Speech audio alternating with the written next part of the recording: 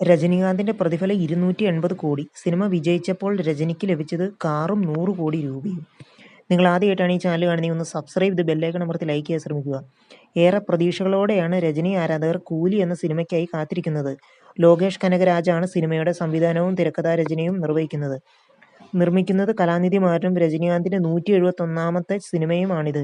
Nagarjuna, Upendra, Sathyaraj, Shruti Haasan, junior NTR തുടങ്ങിയവരും ഇതിൽ അഭിനയിക്കുന്നു. 2023 സിനിമ ഔദ്യോഗികമായി അനൗൺസ് ചെയ്തത്. ഹൈദരാബാദ്, ചെന്നൈ, വിശാഖപട്ടണം, ജയ്പൂർ, ബാങ്കോക്ക് എന്നിവിടങ്ങളിലായിരുന്നു ഷൂട്ടിംഗ്.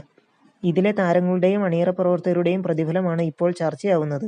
ലോകേഷ് കനകരാജിന് 60 കോടി രൂപയാണ് സിനിമയ്ക്കായി പ്രതിഫലമെന്ന് റിപ്പോർട്ടുകൾ പറയുന്നു. എന്നാൽ ലിസ്റ്റിൽ ഞെട്ടിച്ചത് രജനിയുടെ പ്രതിഫലമാണ്. ഈ സിനിമയിൽ അഭിനയിച്ചതിന് 260 മുതൽ 280 കോടി വരെയാണത്ര അദ്ദേഹത്തിന് ലഭിച്ചത്. അതോടെ ഏഷ്യയിലെ ഏറ്റവും വില കൂടിയ താരമെന്ന ബഹുമതിയും രജനിക്ക് സ്വന്തമാവുമെന്ന് പറയപ്പെടുന്നു. നിങ്ങൾ ആദ്യമായിട്ടാണ് ഈ ചാനൽ കാണുന്നത്, ഒന്ന് സബ്സ്ക്രൈബ് ചെയ്യണേ.